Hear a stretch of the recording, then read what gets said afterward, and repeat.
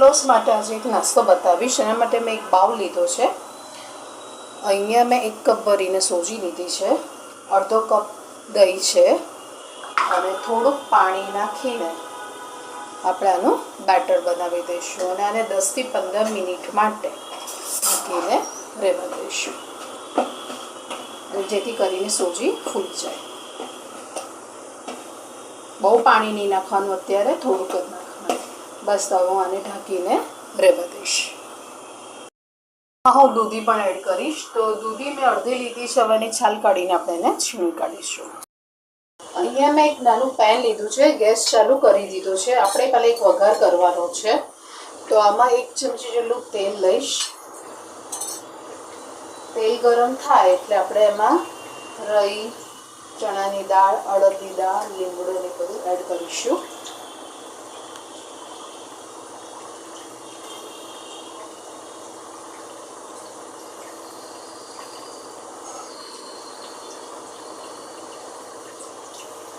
તેલ ગરમ થઈ ગયું છે, તો આમાં હું 1 ચમચી જેટલી રાઈ એડ કરીશ, 1 ચમચી જેટલી ચણાની દાળ, 1 ચમચી અડદની દાળ. આ બધાને થવા દઈશું.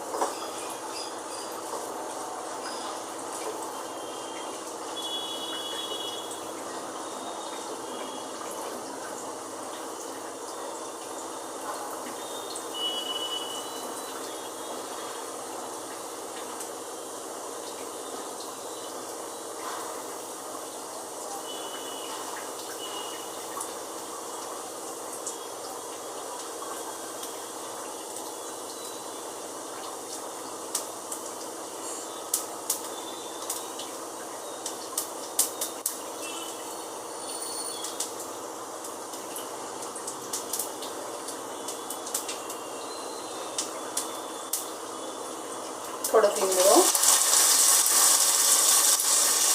1/4 ટીસ્પૂન હિંગ, આદું છીણી લીધું છે, 2 લીલા મરચાં,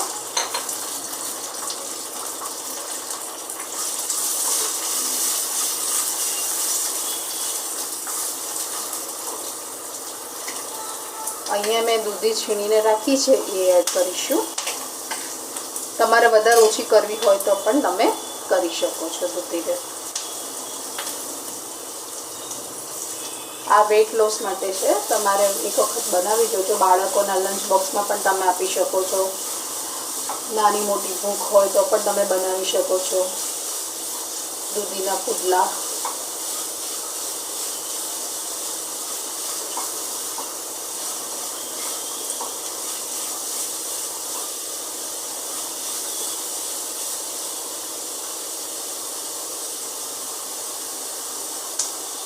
આમાં અત્યારે હું અડધી ચમચી જેટલું મીઠું એડ કરીશ.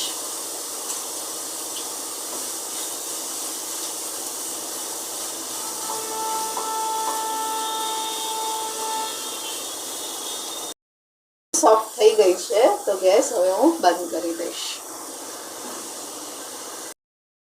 આ બેટરમાં હવે આપણે જે દૂધીનું બનાવ્યું ને એ અંદર એડ કરી દઈશું. મિક્સ કરી દઈશું. આમાં પાણીની જરૂર છે, તો થોડુંક પાણી અત્યારે એડ કરીશું. થોડુંક જ પહેલાં એડ કરવાનું.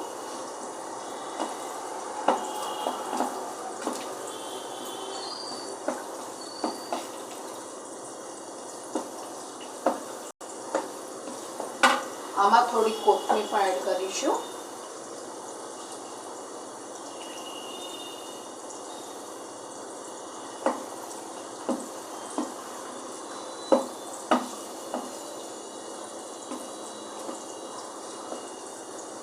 તીખાસ માટે હું આમાં અડધી ચમચી જેટલી કાળા મરી પાવડર એડ કરીશ.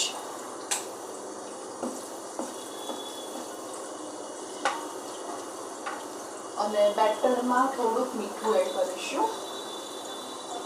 આપણે અડધી ચમચી જેટલું એડ કર્યું હતું ને, તો થોડુંક અત્યારે એડ કરી દેવાનું. બધું મિક્સ કરી દઈશું. હજી પણ આ થીક લાગે છે, તો થોડુંક પાણી એડ કરીશ.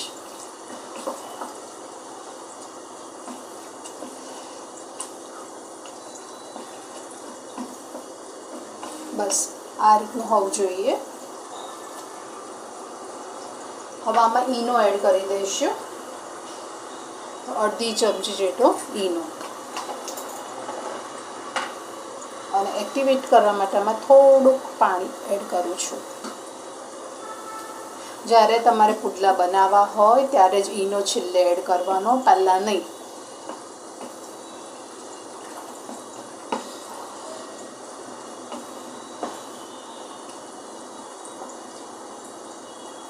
હવે આપણે પુડલા બનાવી દઈશું. પેન લીધી છે, ગેસ ચાલુ કરી દીધો છે. તમે ઘી યા તેલથી કરી શકો છો. હું થોડુંક તેલ લઉં છું. આની ઉપર હું થોડાક તલ પણ એડ કરીશ. તમારે સ્કીપ કરવું હોય તો પણ તમે કરી શકો છો. આમાંથી 1 ચમચા જેટલું બેટર લઈશું અને પતલું પતલું પાથરી દઈશું. તમારે કેટલી થિકનેસ કરવી છે એ પ્રમાણે તમારે કરવાનું.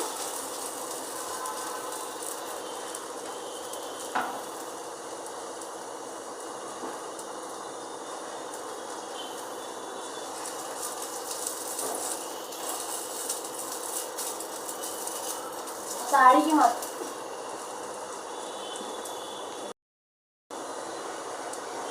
આ રીતે કરવાનું, બધી બાજુથી એક સરખું. હવે આને ઢાંકીને થવા દઈશું. નીચેથી ક્રિસ્પી થાય ને ત્યાં સુધી થવા દઈશું.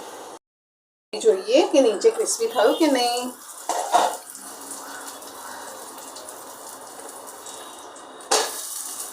જો થયું છે. હજી પણ થોડીક વાર ક્રિસ્પી થવા દઈશું. આમાં પણ નીચે કર્યું છે તો થોડુંક તેલ એડ કરી દેવાનું અને ઢાંકીને પાછું થવા દઈશું. નીચે ચેક કરી જોઈએ કે નીચેની સાઈડ થયું કે નહીં ક્રિસ્પી. જો થયું. એવી રીતે બીજા બધા પણ હું બનાવીને હવે રેડી કરી દઈશ. આને એક પ્લેટમાં કાઢી લઈશ. 2 દૂધીના પુડલા મેં સર્વિંગ પ્લેટમાં સર્વ કરી દીધા છે. સાથે સાથે આ ગરમ બીજો પુડલો પણ સર્વ કરું છું. ગરમ ગરમ જ સર્વ કરવાના તો સરસ લાગશે. મેં સાથે સોસ અને ગ્રીન ચટણી મેં બનાવી હતી એ સર્વ કરું છું. તો તમને મારી આ રેસીપી કેવી લાગી? જો સારી લાગી હોય તો લાઈક કરજો, કોમેન્ટ કરજો અને સબસ્ક્રાઈબ કરજો. Thank you for watching.